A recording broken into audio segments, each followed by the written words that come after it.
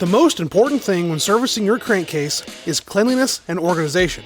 The easiest way to keep your parts clean and organized is to wrap each component in a towel when not working on them. When you do work on them, work over the towel. This protects the parts from the work surface and the work surface from the parts.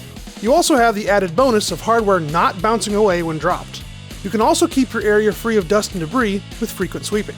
You want to keep your case elevated when splitting and joining, so keep plenty of blocks handy. There are two special tools you will need when rebuilding the bottom end of your dirt bike. The first is a case splitter.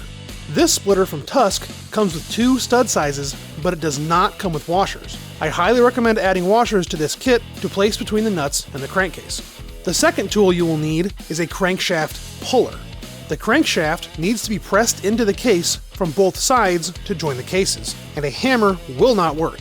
The puller is also the perfect way to install your main bearing seals flush with the case. Both these tools cost around $70. Do not try to make your own or get by without them. Whatever you break using DIY tools will cost way more than just buying the right tool to begin with. Lastly, your most important tool is a sturdy work surface with plenty of space.